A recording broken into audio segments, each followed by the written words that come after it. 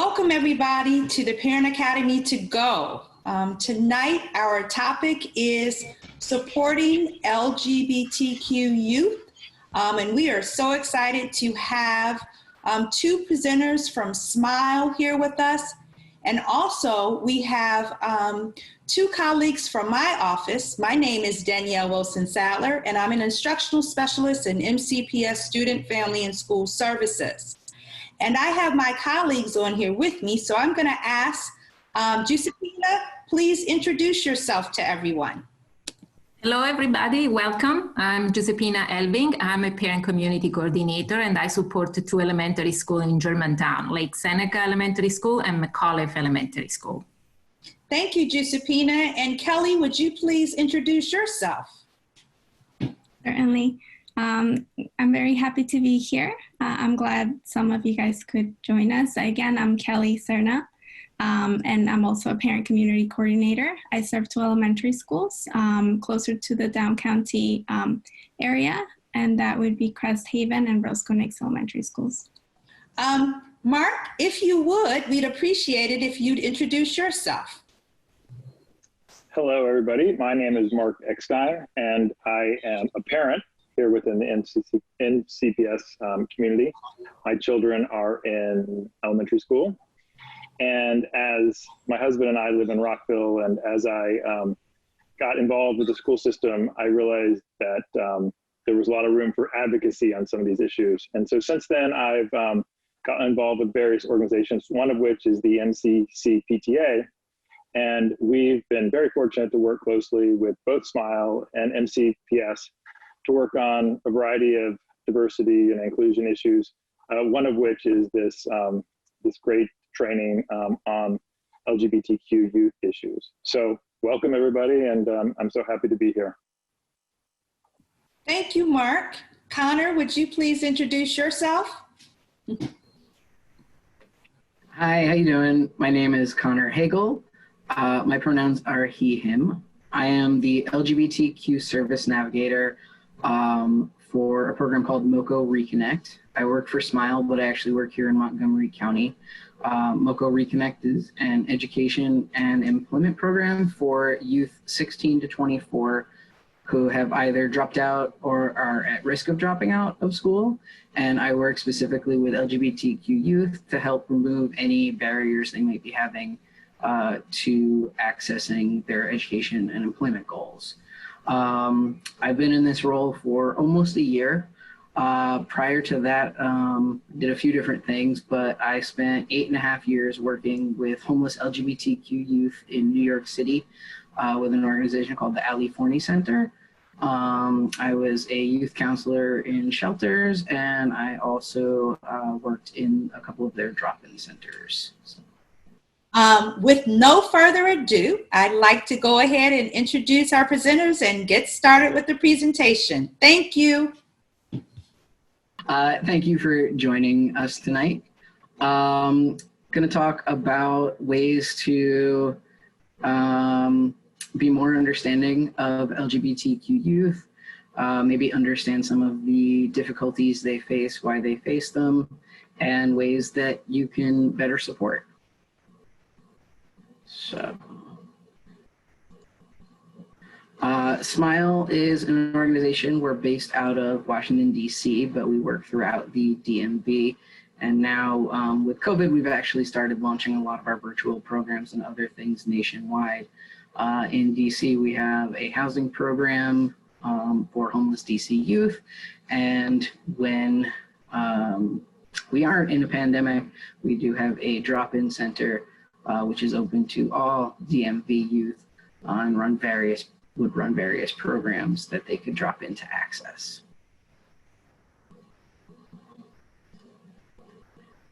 Unfortunately, we were not able to get the quiz together for today, so I'll kind of go over some of these terms as they come up during the presentation.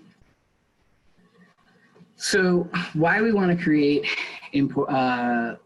supportive and welcoming spaces is because when young people don't feel safe coming out, it causes a lot of issues. They have increased mental health issues, depression, stress, anxiety, increased risk of suicidal thoughts, increased risk of risky behaviors, drinking, smoking, increased risk for HIV, increased risk of isolation. Either they might go looking for anyone who will be accepting of them, and a lot of times those are people who don't have the best intentions, or they might just stay inside and really not socialize with anyone. But when they feel comfortable with themselves, they are more able to find supportive communities and be more comfortable building friendships and relationships. So when youth do come out, sometimes it is great and sometimes it's not. It's definitely a risk as someone who has worked for so many years dealing with youth who have had to deal with the negative fallout of coming out in unsupportive environments. I am very passionate about creating more supportive environments for youth to come out to. A lot of times youth will do it, or anyone will do it, maybe in sections. They might come out to family first, or they might just come out to friends first. And then over time, as they feel more comfortable, then they might be willing to do it on a larger scale, come out at school to their teachers, at work, things like that. Because when they do come out, then they risk aggressions, bullying. But when they're out, it alleviates a lot of the stress. They no longer have to feel like they're hiding. They don't have to feel like they are, especially like if someone is a young person is trans, they no longer have to feel like they're playing a part. They can start to feel more authentic. And it also alleviates the fear of being outed. Because when you do come out, that is very personal. So if somebody outs you, they're taking away that experience from you, and they're taking away the ability for you to tell your truth, or for that young person to tell their truth on their own terms, on their own time. So, but it can be positive, and when youth do come out to supportive and welcoming people, then it can create like a very immediate change, where they will, I mean, not always, but sometimes they will just immediately start to feel like they can open up, be more authentic. Sometimes they will choose not to necessarily come fully out immediately or anything like that, but they will know that they are in a safe place. And then it also allows them to be connected to resources. Here in the DC area, we have quite a few, not as many as I would like, but MCPS does offer a lot of supports and processes to protect LGBTQ youth who are out or want to come out. So if someone does come out to you, sometimes people will say, oh yeah, I already knew. And that can do a couple of things. Number one, it minimizes their experience because again, you're taking away their telling their story in their own words. Also then, if you knew, then they wonder who else knew because they might not want it to be widely known. And so then there's that fear that maybe people who they don't feel safe knowing about their identity now know. It is not your business to share. A lot of times people want to gossip, or they want to be like, oh, you know, or they even think that they are being supportive, saying so-and-so came out, these are their new pronouns, or whatever. If someone does come out to you, you can ask if they want you to share that information with other parents, other teachers, whatever. Sometimes it will be a relief for them not to have all of those individual conversations, but you want to make sure that you are empowering them to share that information on their terms and not using it as what can be just seen as gossip. Excuse me. What would just be gossip or even potentially dangerous outing them to someone else. Also remember that their gender or sexuality is just one part of them. You know, they might, just because they are gay or trans, that doesn't mean that they're not still a great artist or a great writer or, you know, really good at math or science, whatever it is. That's just one thing. And so a lot of times we tend to focus on that, especially when they come out, instead of continuing to just see that like they are still doing all of these other things. And then that also puts pressure on them because that's what everything has to focus on. When nobody wants to be just one thing, they want to be seen as a whole person. Hold off on probing and inappropriate questions. Really, like, good kinds of questions to ask if someone comes out is like, what do you want me to know about that? If someone comes out to you as trans, you can say, what name, you know, what name or pronouns would you like me to use? How can I support you? Are there other things that you need right now? But asking specifics about things, you know, what kind of surgery are you going to get or something like that? When are you going to start hormones? Do you have a boyfriend or girlfriend or whatever? That's just not what they need right then. And don't assume you know why they came out to you. They're not necessarily coming out to you because they think that you are gay or trans or something like that. They just feel that you are someone that they can trust in that moment. So be that person that they can trust.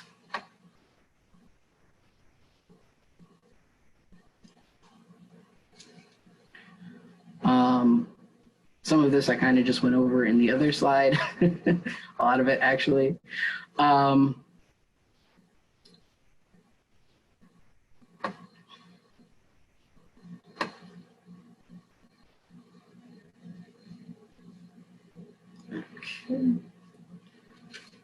So going into, or going back to that, about asking probing questions and things like that, factors into a concept called adultism.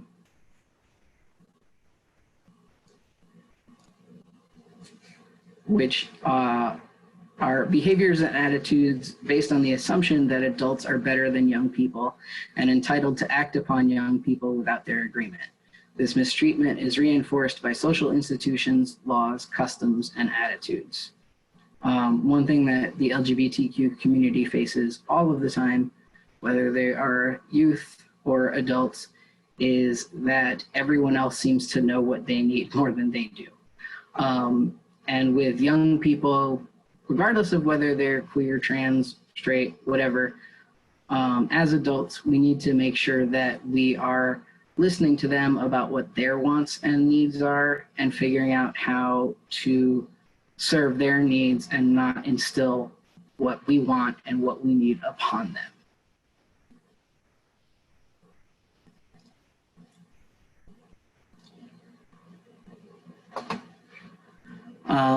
LGBTQ youth are much more likely to experience bullying, dating violence, engage in risky behaviors, experience suicidal thoughts, or engage in suicidal behaviors, or experience homelessness.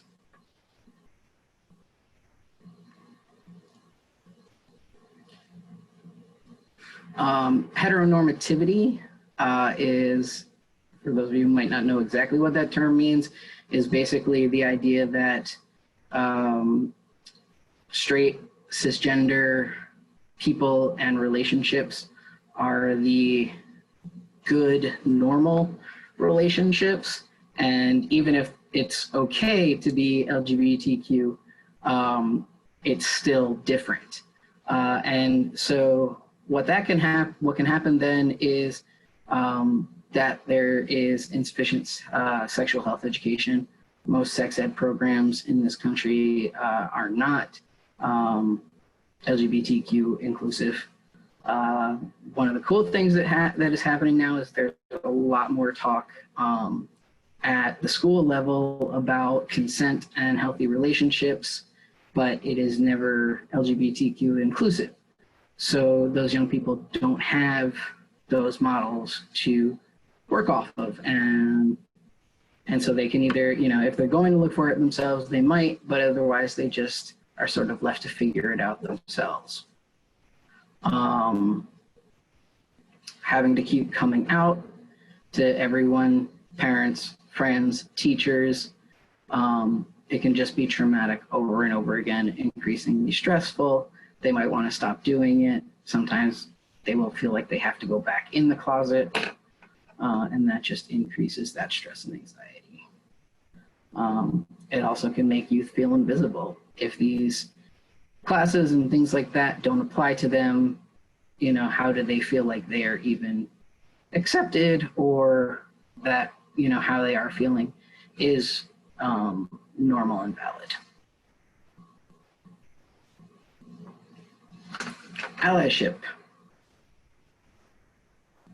An active, consistent, and arduous practice of unlearning and reevaluating in which a person in a position of privilege and power seeks to operate in solidarity with a marginalized group.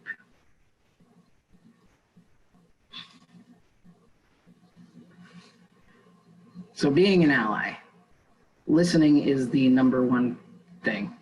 As I mentioned before, you know, every youth experience is their own. And if you want to be really supportive, you just want to keep listening and give them that space to share, and not, you know, you don't want them to feel like they are being a burden on you. You don't want them to be afraid to tell you things because you might ask something inappropriate, or you might appear to be uncomfortable when they tell you things. Take ownership of your own education and incorporate your knowledge into lessons and everyday conversations with all students, not just LGBTQ ones. We live in a great time right now. I came out almost 20 years ago, and I guarantee you, I wish that my mother wishes that Google had the LGBTQ resources that there are today, because I know that she has just been, that she was just desperate to try to understand and be as supportive as possible. And so there is so much information available and so many resources, and it's not the job of LGBTQ folks, especially youth, to educate adults and make those spaces safer. It's our job as adults to make sure that those spaces are safe and welcoming and understanding. Build capacity to take and process constructive criticism. We don't like being told when we're wrong. But it's a thing, and the only way that we can grow and change is to own it. At one of my previous jobs, I worked with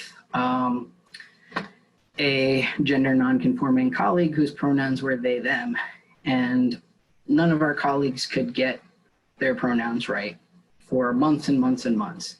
And there were a couple of them who refused. They're like, well, you know, I'm not going to get it, whatever. They didn't, you know, feel empathetic. They refused to really acknowledge why it was harmful. It was almost that person's fault for identifying that way and for having a pronoun that wasn't normal to them. And so, whereas if they were open to it, because I would talk to them, and with some people, they would start to understand, and it would be easier for them to make those changes. But the people who were stalwart and refused to open up and understand, they just would never get it. Embrace our emotions as part of the process, especially when it's your own child. Like, there are going to be emotions, but you need to sort of process them on your own, especially if they're difficult emotions, when you might be uncomfortable or you might not understand. You can be, to a certain extent, honest, but you don't want a young person to have to be supporting you. It's your job to support them. Be okay with allyship for allyship's sake.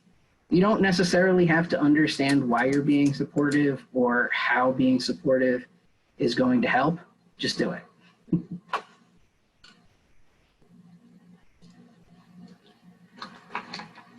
Connor, this is Mark. Can I just offer a couple inputs from the chat? Absolutely. So again, we'd like to welcome anyone to share either through the chat, or you can send a message to one of us privately, or you can just let us know you have a question. But I just wanted to share a few things that were in the chat about this first section of the presentation by Connor. One of them is dealing with how can I support you? And they say that's an awesome question to be supportive, and also recommend, what do you want me to know about that? And to avoid probing questions. So that's good input. And then also, in terms of, oh, I already knew that you were gay or you were trans, just reconfirming that that's not supportive. And, they thank us for sharing that. And then just to reiterate, to be careful about not outing anyone. And if anyone has anything to add to this, I mean, this takes a different layer of complexity, I think, in a school system and with children. But it's definitely a no-no to out someone without their permission. And yeah, so, I don't know I don't know how many people in here might be teachers or might be parents, whatever, and what any sort of information you might be required to share. But if somebody's starting to have that conversation with you and there is information that you are required to share, you should let them know up front before they start having like those conversations, as opposed to like after the fact, oh, by the way, I have to, share this information with your parents or whatever. Right. So, and we have a hand that's raised, so I want to get to that. But just before we do so, someone put in the link to these gender identity guidelines, and they have awesome suggestions, one of which is kind of how to maneuver that situation when maybe a child is presenting one way and the parents aren't kind of supportive. So Robin, you had a question. Please unmute yourself, and I don't know if I have, okay, you got it. That's okay. No, I just wanted to say real quick, another consequence of the being closeted is not just the loneliness, but that loneliness can then cause them to rely on the wrong people for connection. If your teenager feels like the only person they can talk to about being LGBTQ is someone who is not age appropriate or lifestyle appropriate to be safe for them, and it's that or nothing, they're going to do that. And also be aware in terms of the danger of outing. We've all always said in the community that outing is horrible and dangerous, but it is so permanent now. These kids cannot come out one place and feel like, well, maybe no one else will find out. Once it's out, it is pretty much out there. And finally, about the sex ed, which I shared Connor's passion about the sex ed and the consent, to just understand that not only do we desperately need it, but having to speak up in a class like that, it's pretty excruciating if you're lesbian, gay, bisexual, pansexual, whatever. But it is excruciating if you're trans, because having to mention that you're trans in a sex ed or sexualized setting reinforces this false idea that being trans is a fundamentally sexual thing that is about, genitals or orientation. So just be aware, don't say, oh, well, none of these kids are speaking up. The ones who may really need you to change these classes, it may be almost impossible for them to speak. Thank you.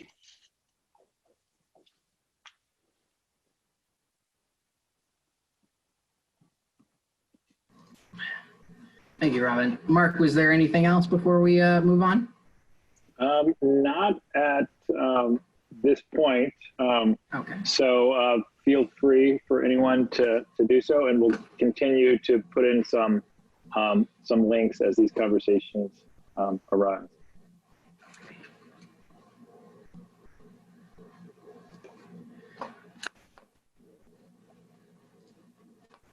So the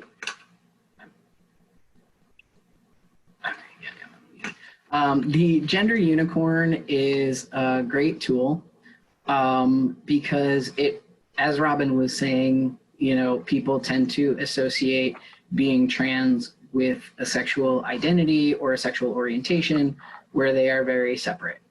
And the gender unicorn is kind of a very simple, cute way to sort of break down those concepts.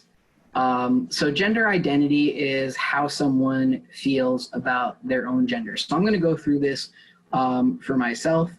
I was hoping we would be able to do this where folks could sort of anonymously mark where they fell on it, but you can sort of, as we go along, think about yourself and how you identify. So thinking about things as a spectrum. I'm trans. There's a little of me that is still connected to my female identity, but overwhelmingly, I definitely fall on male as far as my gender identity goes. My gender expression can be a little bit feminine, but is definitely overwhelmingly masculine. My sex assigned at birth was female. Whoops. Physical attraction, I am physically attracted to men, women, and people who identify as other genders as well. And emotional attraction, which can also be considered romantic attraction. I have those attractions to men, women, and folks who identify as other genders as well.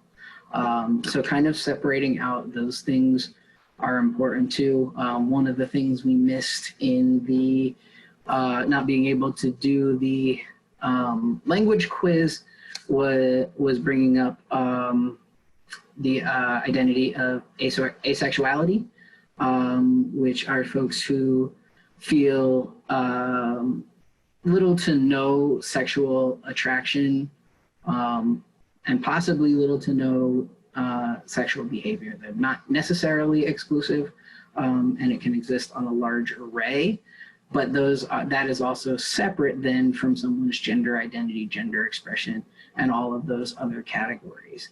Connor, can you use your little pointer and maybe I'll give it a whirl? What's that? Can you use your red pointer and I don't know if I can use it, but and I'll go through kind of my gender unicorn. Sure. And also, again, if this we're adapting, so everyone has to bear with us here, but we've given this training in MCPS schools. And so like Connor said, we have the definitions as a printout, and we have the gender unicorn here as a printout. So if anyone would like to have those, please follow up an email or put your information in the chat. So in the trainings that SMYAL does, they ask each individual to kind of work on this page. So when I did it the first time, it was really powerful. So I'll just try to go through it again. Okay, Connor, in terms of gender identity, put me closer. I guess, yeah, they're male. Okay, more to the right? I don't know, like little print to the left, right there. Gender expression, I would say, oh, let's see, okay. Okay, gender identity, and then put a little, can you be, like in the first section, can you be two? Can you be a little female woman, a little man, or does it have to be one? I was. Okay, sorry, I didn't catch that. Okay, so put a little bit, other and a little bit female. Okay, so a little bit here and a little bit there. Gender expression, I would say kind of 60% under masculine, maybe 20% under feminine. Sex assigned at birth was male. Physically attracted, I would say like 100%, 99% on men. And then I'd say, I don't know if it's possible, but I would say, I don't know if they have to equal 100%, but I would say 20% for women. And then emotionally attracted, I would say 60% women and 60% men. And, maybe 80% other genders.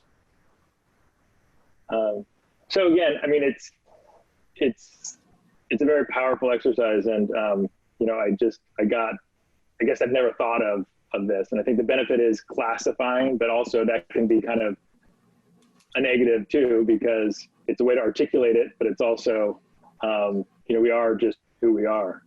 So if anyone wants to share out, I mean, obviously we don't want people to disclose what they're not comfortable with, but any questions on the process, or, you know, just asking any of the facilitators, any of the context around this exercise. I'm looking at the chat. Let's see if we have one.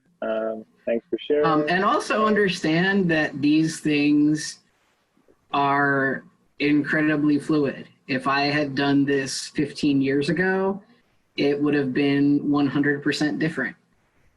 Every single category would have been different.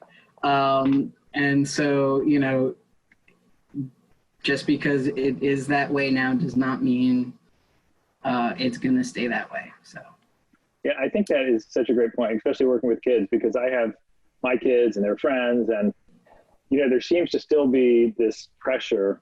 I know Robin and some of us get into the middle schools and high schools with the GSA programs and things.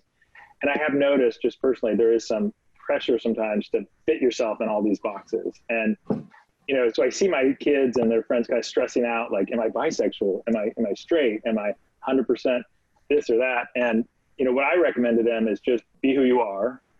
You can work to identify it, you know, maybe later, but that's not the biggest important thing, especially at a young age, to exactly figure out where you fit in the box. And then also that it's fluid. So just like you said, Connor, I mean, you're not married to this specific thing that you feel now. And for me growing up, as, you know, 40 years ago in Ohio, that was really hard for me, because the second I had to, you know, claim or come out as gay, at that point it was thought of to be just this, you know, this label. And, you know, I can't explain it now because it's in retrospect, but at that point there was so much pressure to express that and have that, you know, that label be attached to me. And it was just this thought of a 8-year-old boy. But so if we can get into that mindset, I think that helps us relate to, you know, elementary, middle, and high schoolers. Yeah, Robin, you want to chime in? I saw your... Yeah, I'm not going to go through the whole thing. I don't want to bore people with this. So I'm gender fluid, in case anyone cares. And one thing I really like about this one that I think is very useful for parents and educators is this idea of not assuming that gender identity and gender expression are the same. So forgive the very brief TMI. I'm gender fluid, and often what people assume that means is that when I am male, that I am dressing masculinely, that they will be able to tell when they see me where my gender identity is at, or respond to a student who might say, okay, particularly with young trans men, if they choose to wear a dress for prom or for Halloween or something, sometimes even friends that feel supportive or teachers that feel supportive will say, oh, but aren't you male, you know, how someone dresses or other parts of the expression might match gender identity, but it doesn't have to. And if it doesn't, just like other things where you said don't over-focus or make someone self-conscious, if it doesn't focus, let it go. If you have someone who looks high femme to you every single day and they say, I am a trans man, they're a trans man, and you kind of have to not be expecting that that means they have to look an exact particular way.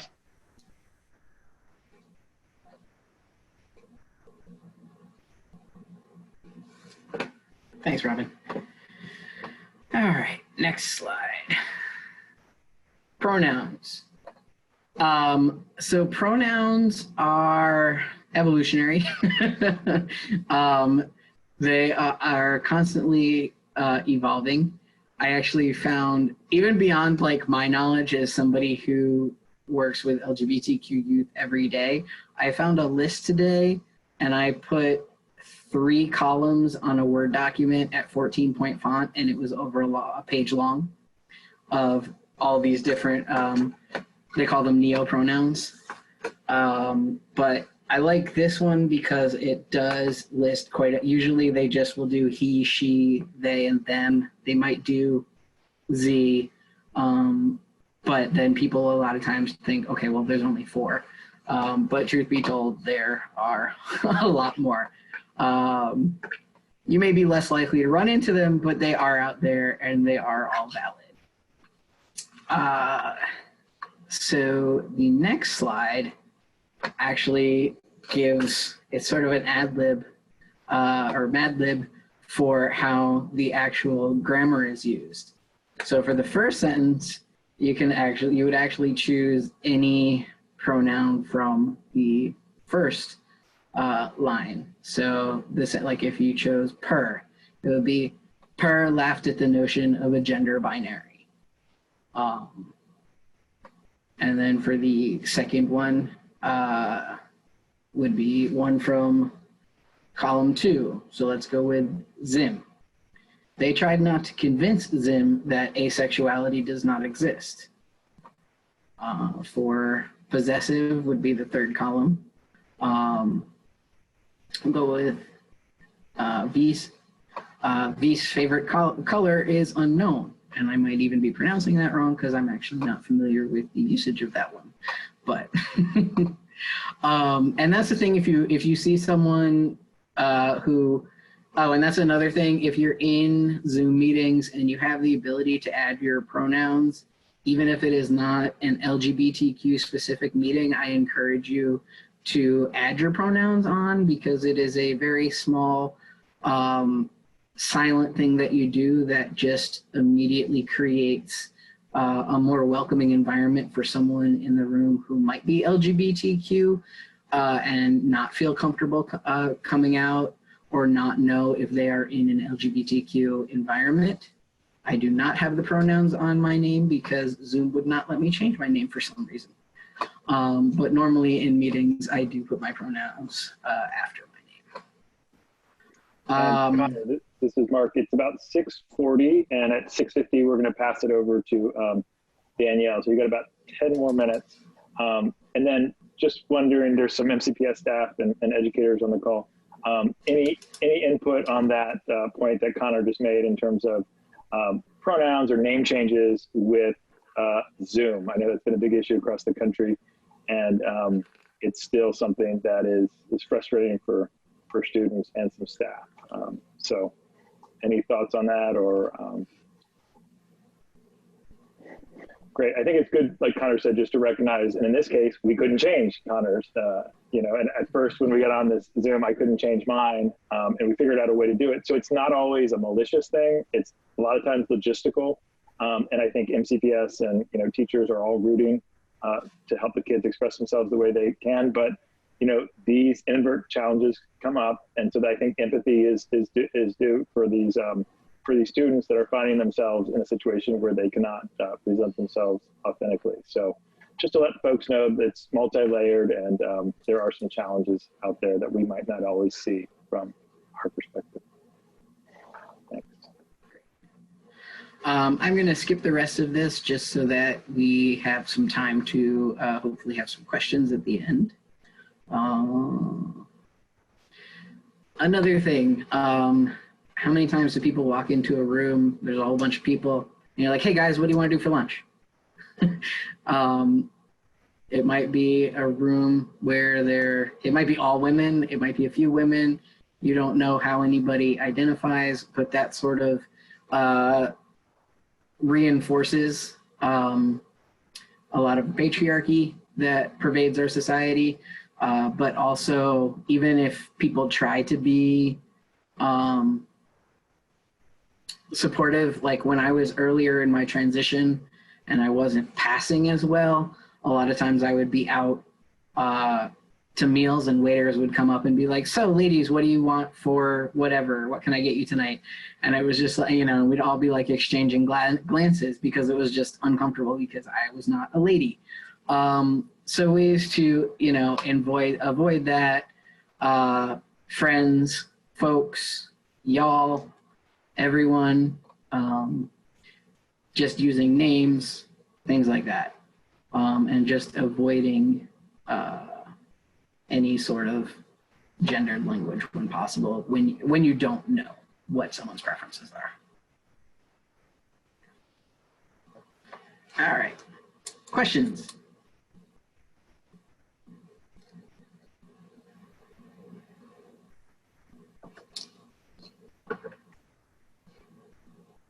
I had a question about sex ed. I know there's a really good resource within MCPS, who's Dr. Cara Grant, who's head of, I guess, health and physical ed. And I know she's had a lot of conversations about inclusivity of sex ed and health education. And it seems that MCPS and Maryland are right up towards the top, nowhere far enough, but around the country. But I think it affects different grade levels differently. And I don't know, I mean, just at SMYAL or other organizations, what is the best way to get them that information? Because I don't think the school will ever be to where one might want it to be. So I guess, Connor, what might you recommend for various ages of where can we get this information? And I thought it was interesting, maybe bring up what you did last night with Voco Pride. Yeah. So there, I mean, SMYAL has, well, when we were doing in-person groups, I think they were actually doing like sexual health groups and stuff like that. And we have like health impact specialists and peer health fellows whose entire job is youth sexual health education. And they would be like in schools and on college campuses and stuff like that, providing information about sexual health, HIV testing, PrEP, things like that. With COVID, it's harder. There is a website, I think it's called Scarlet Teen, which is focused on sexual health for LGBTQ youth. You know, it's one of those things where you know, if you go to Google, you have like a 50-50 shot, might be good, might be bad, might be inappropriate. So starting, you know, at like youth, like SMYAL, I believe we have referral sources on our website. If not, you would be able to contact our health specialist who would be able to give you referrals to those types of sites or answer any questions directly. I also could too. Thanks. And we should give a shout out to Voco Pride, right? There is a question. Did you want me to read it? Oh, I can read that one. Thank you for Sure. telling me. Can I mention your name about the GSAs, or do you want me to? Well, you can see it. It's in the chat from Caleb. Yeah, I can't see the chat. Okay. So it's, well, I'll read it for everybody. Do most schools have GSAs or the names of various clubs? Our school has the club name LGBT, and participation has been almost nil, nothing. I fear that this may be because the club name itself is so outing for any students who need and want support, but feel outed by the club name. So very good question, very loaded question. First of all, GSA, if people don't know, is a name of the local organizations we have at the schools, basically LGBTQ clubs. And it is basically in every middle school, all 40 middle schools, 40 or so, and 25, 26 high schools have various forms or of these clubs. Some are starting and not like in this case, not very strong. But I know that's a big push that the gender identity guidelines kind of show that MCPS is really pushing for these clubs. But to answer your questions, I'll let Connor and Robin or anyone else that has any kind of input kind of chime in. Yeah, I don't. I think I'm going to let Robin take the lead on this. My only thing would be that, if that is if you are concerned about the name as possibly being a turnoff, would be to raise that with the advisor, because maybe some rebranding and new outreach would help. But Robin, did you hear the question? Yeah, it seemed like there were two questions. One was about, sort of where we're at with GSAs, and all of the high schools have them. And at this point, I think about 2/3 of the middles. And I know that Connor and I are working with MCPS to get ready to do some sponsored trainings that are specifically geared towards the virtual setting. So in terms of attendance, I mean, everyone is facing that hurdle. That's not LGBTQ specific. All the clubs are having a hard time gathering steam, but we will be offering specific advice on those sponsored trainings about how you may be able to increase, attendance and support and activities while everything is happening remotely. The second about the club name, I kind of feel like that's a two-edged sword. I understand feeling like if you called it something less obvious, more people might be comfortable. But if you call it something less obvious, it's also less affirming, because then it's something where we don't feel like we have that, like we can just say, yes, we're here and we're normal and we exist. I'm not claiming I know where the balance is there, but just keep that in mind. The fact that all of these clubs are open to allies should provide some cover. And the reality is that within a school, I think even if you came up with something more subtle, it wouldn't take students long to figure out what it was, and any assumptions they would make would probably be the same, even with a slight name change. I don't think it would really change whether or not the person that assumes that if you're going to, whatever club, that you must be LGBTQ is still going to assume that, unfortunately. Yeah, that's a good point. And, when I was growing up way back when, someone put this in the chat, the GSA stood for Gay Straight Alliance. And that mode definitely provided the cover, because I remember feeling that cover because it was, equally gay as straight. And I think that was part of the intention, way back when. And so I think that's a little bit of the mentality with the GSAs as we continue. But in my opinion, I've seen kind of like two lanes being created. One is that GSA that's open to everyone and, might do social justice, might do, socialization and parties and things like that, or trainings. But I also have been reading and thinking that there's almost a need in some spaces for affinity clubs, more like safe spaces, where it can be exclusive, it can be just LGBTQ. And so I don't think that is front and center here at MCPS, but I've seen some articles about that, across the country. And that's interesting too, going to Robin's point, that would probably be much more, affirming in some degrees or private. But I've never been able to get my arms around that either, because I don't know if students would feel as safe in a place where allies and supporters would be there. I think they feel safe in some ways, but maybe not as comfortable in other ways. So again, I'm just shooting from the hip, but it's like all these things. It's not linear. It's just very unique to each environment, each school, and so yeah, that's my take on it.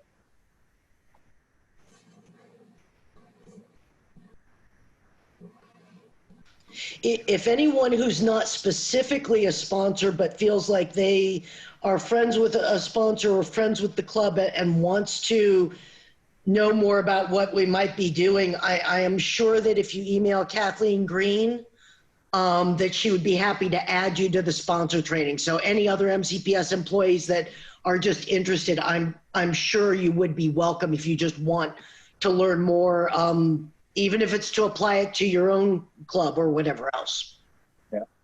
And Danielle, feel free, it's 6:51, so feel free to, cut us off and do the logistics when needed. And what Connor and I talked about before is I think the recording will stop soon, and at 7 o'clock the event is officially over. But Connor and I and a few others, I think, are more than happy to stay a little longer for informal questions, and also it won't be recorded. So if there's no more kind of pressing issues and input before then, I think we'll begin to kind of wrap it up and hand it over to Danielle.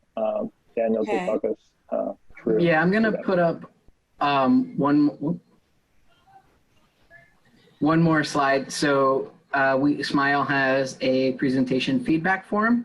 Once I stop sharing the screen, I can actually copy and paste this link and put it in the chat.